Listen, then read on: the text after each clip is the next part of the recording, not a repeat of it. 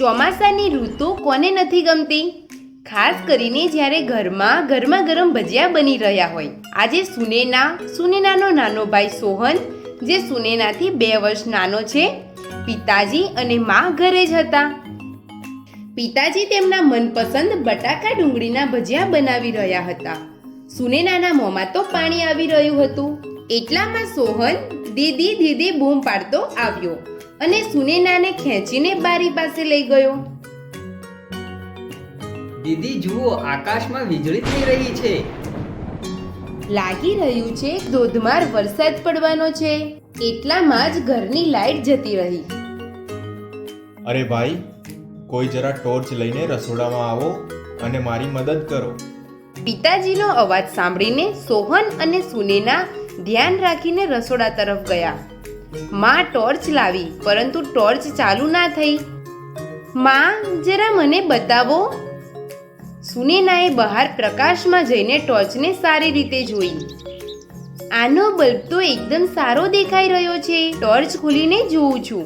સુનીતાએ જેવા જ બંને સેલ કાઢ્યા તો જોયું કે તેમાંથી એક સરખી રીતે લગાવેલો ન હતો.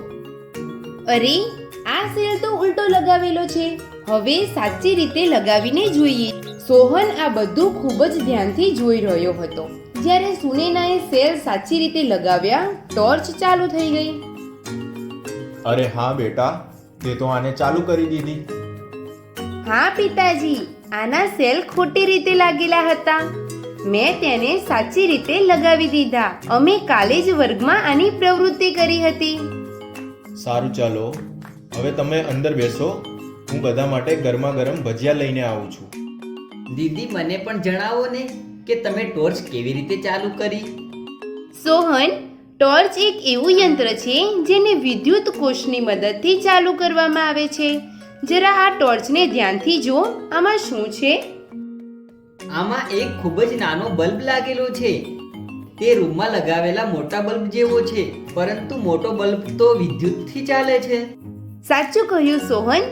તે બલ્બમાં વિદ્યુત તાર દ્વારા આવે છે. આ તાર જમીન અથવા દિવાલોની અંદર કે બહાર હોય છે. આ ટોર્ચમાં વીજળી વિદ્યુત કોષ દ્વારા આવે છે.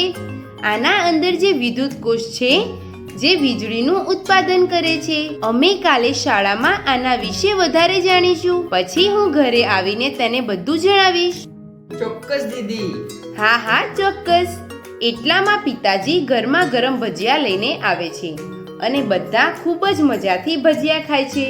બીજા દિવસે શાળાએ જતી વખતે સુનેનાના મનમાં ઘણા પ્રશ્નો આવ્યા. વિદ્યુતના તારમાં તો કરંટ આવે છે, પરંતુ આ કરંટ આવે છે ક્યાંથી? ઘરમાં આટલી બધી વસ્તુઓ છે જે વિદ્યુતથી ચાલે છે. તે બધી કેવી રીતે ચાલે છે? વર્ગમાં જ્યારે સીમા દીદી આવ્યા તો આ બધા પ્રશ્નો સુનેનાએ તેમને પૂછ્યા. આજે આપણે તેના વિશે જ વાત કરવાના છીએ સુનેના. સારું થયું તે આ પ્રશ્નો પૂછ્યા. ચાલો બાળકો, આજે કંઈક રસપ્રદ શીખીએ. સીમા દીદીએ બધા બાળકોના 5 જૂથ બનાવ્યા અને દરેક જૂથને એક બલ્બ, કેટલાક વીજળીના તાર, પ્લાસ્ટિકના રબર, વિદ્યુત કોષ એટલે કે સેલ આપ્યો. બધા જૂથ પાસે એક બલ્બ, એક વિદ્યુત કોષ તથા વીજળીના વાયર છે. સૌથી પહેલા તમે બલ્બનું ખૂબ જ સારી રીતે નિરીક્ષણ કરો અને જણાવો કે તમે શું શું જોયું. બલ્બ કાચનો બનેલો છે અને બલ્બના અંદર નાના નાના તાર છે. તે તારને ફિલામેન્ટ કહે છે. જ્યારે આપણે પ્રયોગ દ્વારા બલ્બ ચાલુ કરીશું ત્યારે તમે બધા ધ્યાનથી ફિલામેન્ટનું નિરીક્ષણ કરશો. બલ્બનો નીચેનો ભાગ ધાતુથી બનેલો છે અને ગોળ આકારનો છે. સીમા દીદી, એક ધન એટલે પ્લસ અને એક ઋણ એટલે માઇનસ. તે બલ્બના 2 ટર્મિનલ છે. એક પર ધન ચિહ્ન એટલે કે પ્લસ અને એક પર ઋણ ચિહ્ન એટલે કે માઇનસ છે. હવે આપણે બધા આ વિદ્યુત કોષની મદદથી બલ્બને ચાલુ કરતા શીખીશું. તમે ધ્યાન રાખો કે આ વિદ્યુત કોષની મદદથી આપણે વીજળીનું ઉત્પાદન કરી રહ્યા છીએ. આ પ્રયોગ કોઈક વડીલની સામે જ કરવો અને ફક્ત આ જ વિદ્યુત કોષની મદદથી કરવો. વિદ્યુત વાયર અથવા સોકેટથી આ પ્રયોગ ન કરવો. હવે તમે બધા વિદ્યુત વાયરમાંથી પ્લાસ્ટિકના આવરણ અથવા લેયરને દૂર કરી દો. તમને બધાને એક પ્લાસ્ટિકનું રબર આપવામાં આવ્યું છે. તેની મદદથી વિદ્યુત કોષ, વાયર અને બલ્બને જોડીને બલ્બ પ્રકાશિત કરવાનો પ્રયત્ન કરો. પાંચેય જૂથમાં કામ ચાલુ થઈ જાય છે.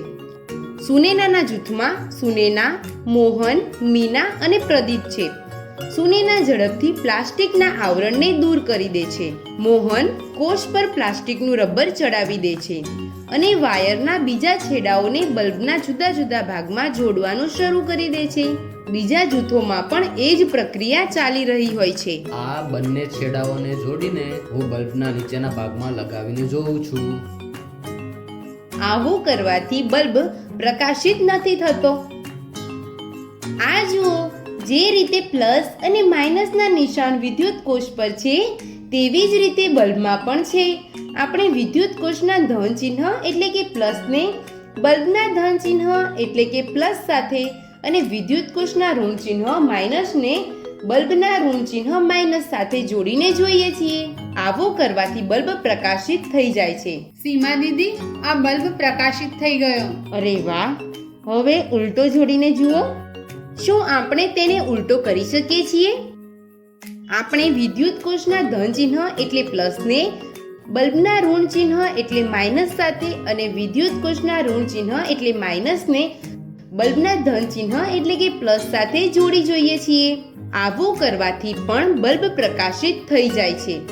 બધા જૂથે પોતપોતાની રીતે બલ્બને ચાલુ કરવાનો પ્રયત્ન કર્યો અને બધાને સફળતા મળી. બધા બાળકો પ્રયોગ કરીને ખૂબ જ ખુશ થયા. સીમા દીદી, આ બધી રીતોમાંથી ફક્ત કેટલીક રીતોથી બલ્બ કેમ પ્રકાશિત થયો? સારો પ્રશ્ન છે. આવો સાથે જાણીએ છીએ આવું કેમ થયું. સુનેના, તારા જૂથમાં બલ્બ કેવી રીતે પ્રકાશિત થયો? દીદી, અમે વિદ્યુત કોષના ધન ચિહ્નને વાયરની મદદથી બલ્બના ઋણ ચિહ્ન સાથે જોડ્યો. આનાથી અમારો બલ્બ પ્રકાશિત થઈ ગયો. જ્યારે તમે બધાએ બધી જ વસ્તુઓ બલ્બ, વાયર તેમજ વિદ્યુત કોષને સારી રીતે જોડ્યા તો આ વિદ્યુત માટે એક રસ્તો બની ગયો. આ પ્રકારની વ્યવસ્થા જ્યાં વિદ્યુત કોષના બંને ટર્મિનલ બલ્બના બંને ટર્મિનલ સાથે જોડાયેલા હોય છે તેને વિદ્યુત પરિપથ કહે છે. બલ્બ ફક્ત ત્યારે જ પ્રકાશિત થઈ શક્યો જ્યારે તમારા બનાવેલા વિદ્યુત પરિપથમાં વિદ્યુત પ્રવાહ પસાર થયો. હા. ચાલો બાળકો, આજે આપણે જે શીખ્યા તેનો એક પ્રવાહ ચાર્ટ બનાવીએ છીએ. સીમા દીદીએ બોર્ડ પર પ્રવાહ ચાર્ટ કંઈક આ રીતે બનાવ્યો. વિદ્યુત કોષથી વિદ્યુત ઉત્પન્ન થાય છે. વિદ્યુત પ્રવાહ જે એક પ્રવાહ કરે છે વિદ્યુત પરિપથમાં, જેનાથી વિદ્યુત યંત્ર ચાલે છે. બધા બાળકોએ આને પોતપોતાની નોટબુકમાં બનાવ્યો. આજનો તાસ તો ખૂબ જ મજા પડે તેવો હતો. હું ઘરે જઈને આ બધું માં, પિતાજી અને સોહનને જણાવીશ.